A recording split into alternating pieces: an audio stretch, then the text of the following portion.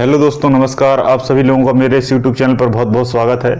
तो Indian GK की जो क्विक रिवीजन की सीरीज़ हमारी लगातार चल रही है, इसमें आप लोगों के जो कमेंट्स हैं, जो सभी आपका सपोर्ट है, उसके आधार पर हम इस सीरीज़ को लगातार चला रहे हैं ताकि इस लॉकडाउन के सेशन में आपका ये जो वाला जो टॉपिक है, ये वाला टॉपिक आपको बिल्कुल कंप्लीट हो जाए। क्योंकि इस टॉपिक से आपका कोई भी एग्ज़ाम हो उसमें से क्वेश्चन आते ही आते हैं। क्योंकि इंडियन जीके जो जीके का पार्ट है वो मस्ट होता है जीके के सेक्शन में। ठीक है, जीके में भी हम बहुत सारी चीज़ें पढ़ते हैं तो उसमें से भी इम्पोर्टेंट है। ठीक है, तो आज हम बात करेंगे किसके, उड़ीसा राज्य के बारे में, है ना। उड़ीसा जो है, इससे बहुत सारे क्वेश्चन आते हैं क्योंकि यहाँ जो टाइगर रिजर्व हैं, जो नेशनल पार्क हैं, जो टेम्पल हैं, वो काफ़ी ज़्यादा इम्पोर्टेंट हैं और बड़े भी हैं भारत के स्तर पर, इसलिए उनसे क्वेश्चन आते रहते हैं। सबसे पहले इसके गठन की बात करें तो इसका गठन जो है, इसका जो गठन है वो 1936 में हुआ था। लेकिन ये 1936 में इसे ऑथेंटिक नहीं माना जाता। क्यों नहीं माना जाता? क्योंकि ये तब की बात है जब हमारे भारत में अंग्रेजों का शासन हुआ करता था। तो 1935 का जो भारत शासन अधिनियम एक्ट आया था, उसके जस्ट एक साल बाद ही इसको कॉन्स्टिट्यूट किया गया था। लेकिन ये उतना ऑथेंटिक नहीं था। उसके बाद जब हमारा भारत में स्टेट रीऑर्गेनाइजेशन कमीशन आया, उसके आधार पर इसे फिर से रीऑर्गेनाइज किया गया।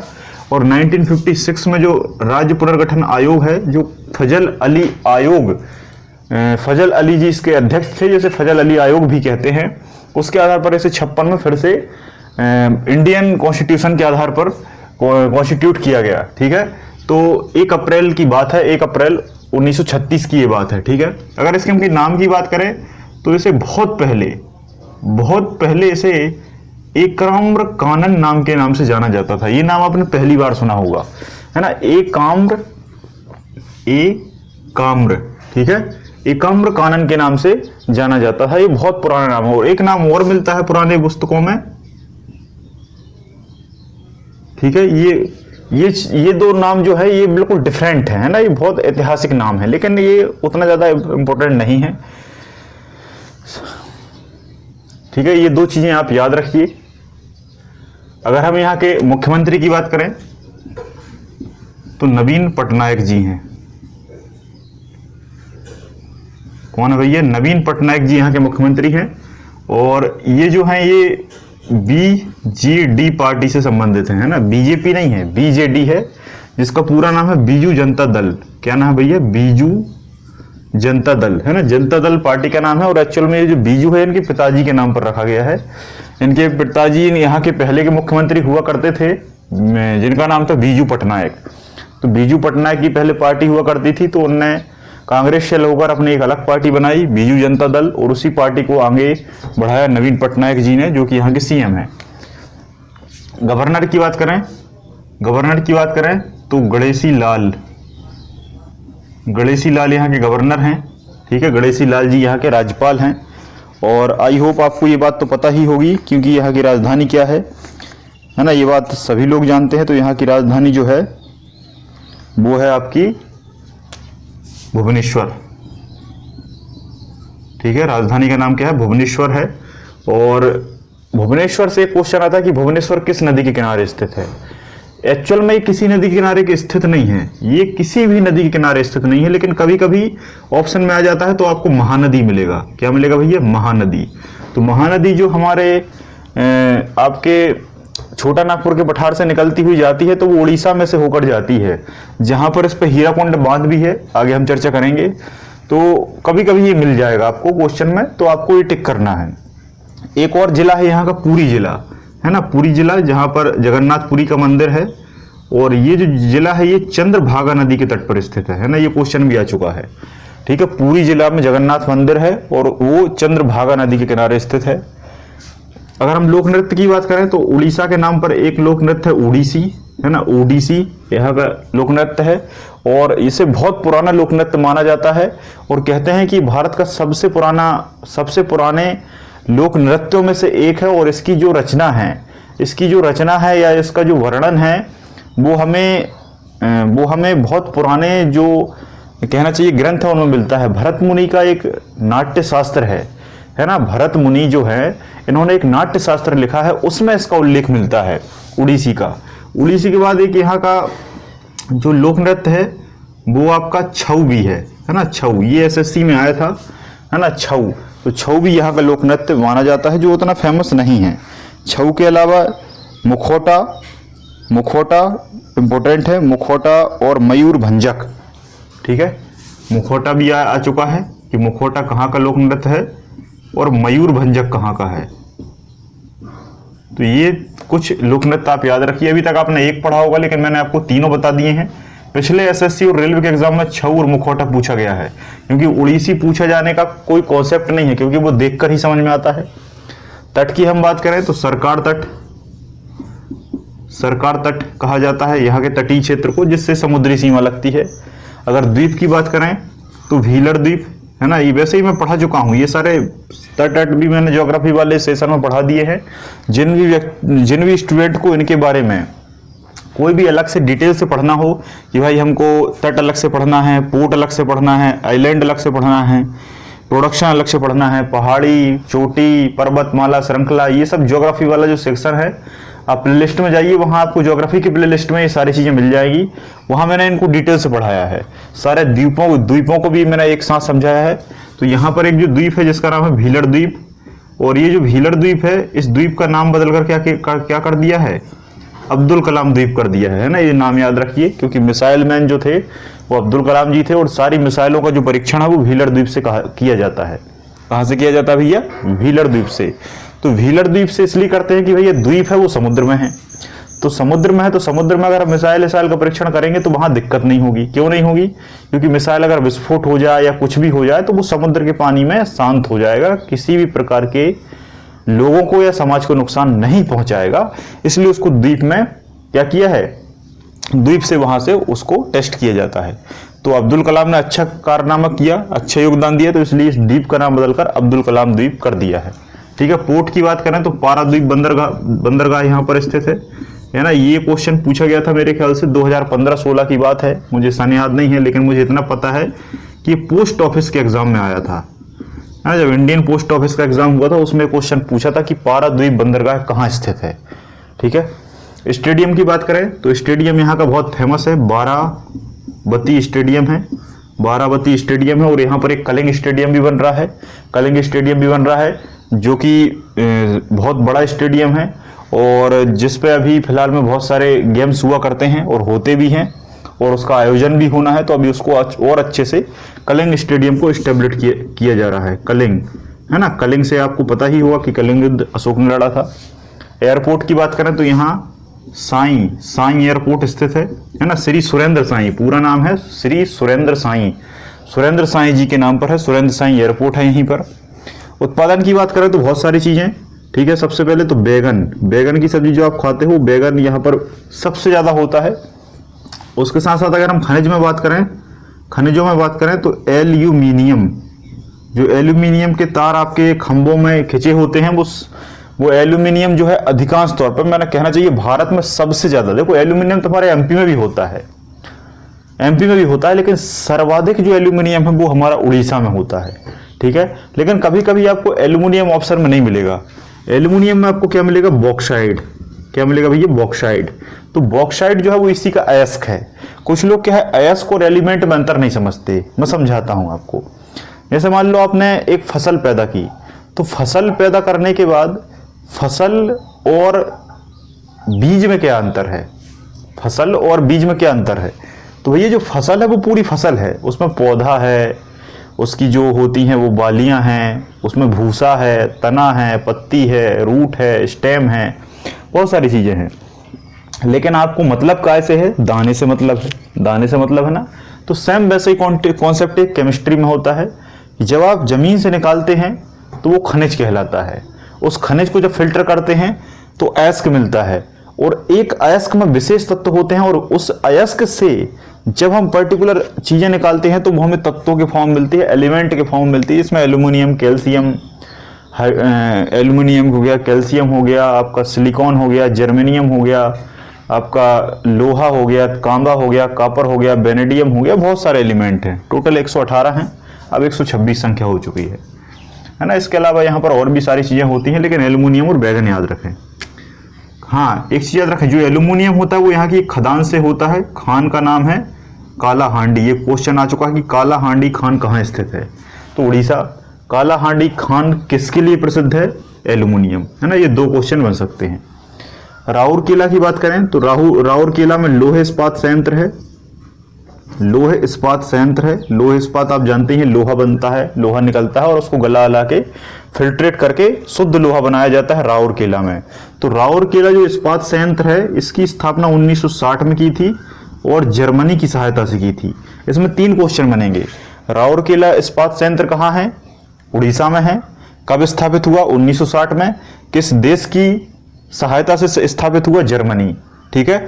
और किस पंचवर्षीय योजना के आधार पर इसको स्टेब्लिश किया गया, तो दूसरी पंचवर्षीय योजना, क्योंकि आपको पता है कि 1951 से 56 तक पहली पंचवर्षीय योजना रही और 56 से 61 तक, 56 से 61 तक, 56 से 61 मतलब 56 से 60 मान लो, 56 से 60 मान लो, 61 से फिर अगली शुरू हुई थी तीसरी, तो 56 से 60 या 55 से 60 मान लो, है ना, 55 से 60 मान लो, ये 55 तक था और 55 के बाद फिर 56 से लेकर ये 60 तक ये रही दूसरी। तो दूसरी पंचवर्षीय योजना में भारत में 3-4 उद्योग लगाए गए थे, जिसमें आपका भिलाई इस्पात कारखाना था, राउरकेला इस्पात कारखाना था और आपका दुर्गापुर स्टील प्लांट था, दुर्गापुर जो कि पश्चिम बंगाल में आगे बढ़ाएंगे। दुर्गापुर के बाद सिंदरी उर्वरक कारखाना था, है ना, सिंदरी उर्वरक कारखाना हो गया। ऐसे कुछ इम्पोर्टेंट जो संयंत्र है वो स्थापित किए गए थे। अनुसंधान की बात करें तो यहाँ पर 2 अनुसंधान केंद्र है। पहला है चावल अनुसंधान केंद्र। ये चावल अनुसंधान केंद्र नेशनल लेवल का है ना, राष्ट्रीय स्तर का है, भारतीय स्तर का है। और ये कहाँ पर है, ये उड़ीसा में नहीं है, भुवनेश्वर में नहीं है, बल्कि इसमें ऑप्शन मिलेगा आपको कटक, ठीक है। तो कटक यहाँ पर एक छोटी सी जगह है और कटक में क्या है, चावल अनुसंधान केंद्र है, ठीक है, राइस रिसर्च सेंटर। और यहीं पर एक जगह पड़ती है चांदीपुर, तो चांदीपुर में भी क्या है, चांदीपुर मिसाइल अनुसंधान केंद्र है। तो चांदीपुर में क्या है, मिसाइलें तैयार की जाती हैं, चांदीपुर में क्या है, मिसाइलें बनाई जाती हैं, इक्विपमेंट बनते हैं और उसके बाद टेस्ट के लिए उसको द्वीप पर ले जाया जाता है, जिस द्वीप का नाम है व्हीलर द्वीप, अब्दुल कलाम द्वीप, और वहां से इसको समुद्र में छोड़ के टेस्ट कर लिया जाता है, ठीक है। इसके बाद अगर हम बात करें मंदिरों की, तो यहाँ पर 3 फेमस मंदिर हैं। पहला तो है कोणार्क कसूर मंदिर। कोणार्क कसूर मंदिर बच्चा जानता है, और कोणार्क कसूर मंदिर उड़ीसा में है। और ये किसने बनवाया है, तो ये बनवाया है आपका नरसिंह वर्मन प्रथम, ठीक है। किसने बनवाया है कोणार्क कसूर मंदिर, नरसिंह वर्मन प्रथम, ठीक है। नरसिंह वर्मन प्रथम ने कोणार्क कसूर मंदिर बनवाया। एक है जगन्नाथ मंदिर। कौन सा मंदिर है, जगन्नाथ मंदिर, जिसको आप जगन्नाथपुरी कहते हो। 4 मठों में से एक मठ है। भारत में 4 मठ अलग हैं और 12 ज्योतिर्लिंग अलग हैं, अंतर है दोनों में। तो ये 4 मठों में से जगन्नाथपुरी एक मठ है और इसका जो निर्माण है वो अनंत वर्मन ने करवाया था। किसने करवाया था भैया, अनंत वर्मन ने। ये बहुत पहले की बात है, अनंत वर्मन। अनंत वर्मन अगर ऑप्शन में ना रहे तब आपको आना है गंगदेव, है ना, गंगदेव। क्या लगाना है भैया, गंगदेव। और गंगदेव ऑप्शन में ना रहे तब आपको लगाना है शंकराचार्य, क्योंकि आपको हर पुस्तक में यही मिलेगा कि 4 मठों की जो स्थापना है वो शंकराचार्य ने करी। ये बच्चा जानता है ना। लेकिन ये संस्कृत में है, 9th या 10th क्लास की संस्कृत में है, 4 मठों की स्थापना संस्कृत में शंकराचार्य ने की। लेकिन जगन्नाथ मंदिर जो ऐतिहासिक आधार पर है वो अनंत वर्मन या गंगदेव ने बनवाया। ये दोनों अलग अलग राजा हैं। और कभी पूछ सकता है कि भाई नरसिंह वर्मन जो राजा हैं ये किस वंश के थे, तो गंग वंश, ठीक है। ये गंग वंश, ये टेस्ट सीरीज में मैंने दिया था, जिसने मेरा यूट्यूब टेस्ट सॉल्यूशन देखा है तो उसमें ये क्वेश्चन दिया था मैंने कि नरसिंह वर्मन जिनने कोणार्क कसूर मंदिर बनवाया ये किस वंश से संबंधित है, तो गंग वंश। अगर हम यहाँ की झील की बात करें, लेक की बात करें, तो एक ही सबसे बड़ी झील है जिसका नाम है चिल्का झील। कौन सी झील भैया, चिल्का झील। ये भारत की सबसे बड़ी झील है, भारत की सबसे बड़ी झील है और ये खारी झील है, ठीक है। खारी है लेकिन खारी अधिक नहीं है, देखो दोनों में अंतर होता है। भारत की सबसे बड़ी झील चिल्का झील, नो डाउट। भारत की चिल्का झील कैसी है, मीठी, खारी, नमकीन, तो खारी। लेकिन भारत की सर्वाधिक खारी नहीं है, खारी है। भारत की सबसे बड़ी खारी पूछे, देखो दोनों में बहुत अंतर है, बहुत अंतर है, बच्चे नहीं समझ पाते। सबसे ज्यादा खारी और सबसे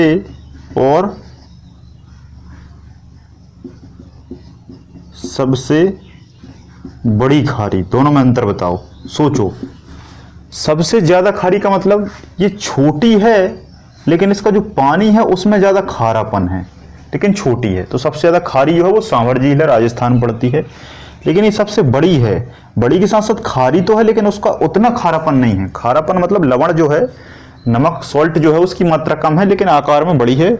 और कभी पूछा जाए कि चिल्का झील किस आकार की है तो नाशपाती के आकार की है ना, नाशपाती के आकार की झील है। और यहाँ का एक जिला है गंजम जिला, तो गंजम जिला या गुंजन जिले में पड़ती है, नाशपाती के आकार की है, ठीक है, और खारी झील है। इसके अलावा गुफा की बात करें तो यहाँ पर बहुत सारी गुफा हैं। एक उदयगिरी की गुफाएं हैं, उदयगिरी की गुफाएं, एक मध्य प्रदेश में भी हैं, विदिशा में, लेकिन यहाँ भी हैं उदयगिरी की गुफाएं। उदयगिरी के बाद कन्हेरी की गुफाएं भी हैं, है ना, ये दो गुफाएं हैं, कन्हेरी की गुफाएं, उदयगिरी की गुफाएं, ठीक है, इस चीज को याद रखिएगा, उदयगिरी की गुफाएं और कन्हेरी की गुफाएं। खंडगिरी की गुफाएं भी हैं, खंडगिरी की गुफाएं हैं, है ना, खंडगिरी की, लिख लेना आप लोग, है ना। एक कुछ अलग से फैक्ट मैं बता देता हूं, यहाँ पर बादाम की पहाड़ियां हैं, बादाम की पहाड़ियां हैं, देवमाली चोटी है, देवमाली चोटी है, बादाम की पहाड़ियां हैं, ये चीज़ें याद रखिएगा, है ना, ये आपसे पूछा जाता है।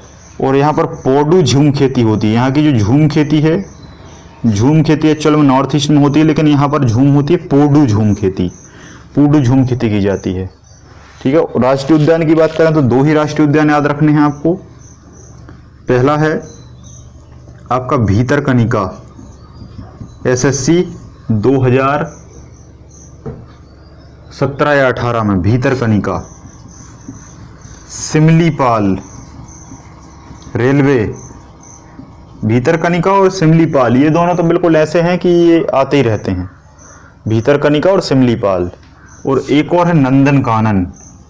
एक्चुअल में नंदनकानन जो है ये आपका चिड़ियाघर है, ये दोनों राष्ट्रीय उद्यान है और ये चिड़ियाघर है नंदनकानन। नंदनकानन चिड़ियाघर है, सिमलीपाल और भीतरकनिका जो है ये अभ्यारण्य है। और भीतरकनिका जो है ये भारत का एकमात्र ऐसा उद्यान है जिसमें कछुए का संरक्षण किया जाता है। इसमें कछुए पाए जाते हैं, है ना, सभी उद्यान में दूसरे पक्षी हैं लेकिन यहाँ कछुए हैं और कछुए का संरक्षण हो रहा है। और कहते हैं कि यहाँ सफ़ेद मगरमच्छ भी देखने को मिलते हैं, यहाँ पर सफ़ेद मगरमच्छ भी देखने को मिलते हैं। यूनेस्को में से 2010 में शामिल किया गया था। अगर हम परियोजना की बात करें तो तालचेर ताप विद्युत केंद्र है, ठीक है, तालचेर ताप विद्युत केंद्र है।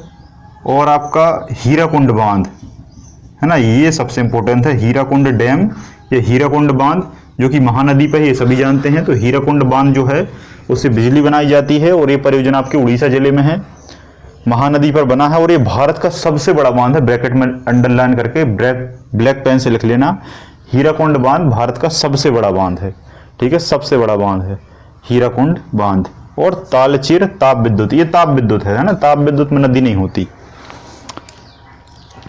एक और लिख लो, सिघोल, मचकुंड और पटोरा, सिघोल, मचकुंड और पटोरा, है ना, सिघोल जल विद्युत परियोजना, है ना, मचकुंड जल विद्युत परियोजना, मचकुंड जल विद्युत परियोजना मचकुंड नदी पर है, सिघोल जल परियोजना सिघोल नदी पर है। ये उतनी इंपॉर्टेंट नहीं है, बस हीराकुंड याद रखें, आपका काम हो जाएगा, ठीक है। दूसरे राज्यों का जो डाटा है वो इंपोर्टेंट याद रखना है आपको, पूरा एमपीजी के जैसा उसे नहीं पढ़ना है, ठीक है। तो वीडियो अगर अच्छा लगा हो तो लाइक शेयर जरूर कर दीजिएगा, है ना। अभी तक आप केवल सुनते हैं लेकिन आज शेयर कर दीजिएगा। आप सभी लोगों का बहुत बहुत धन्यवाद। जय हिंद, जय भारत।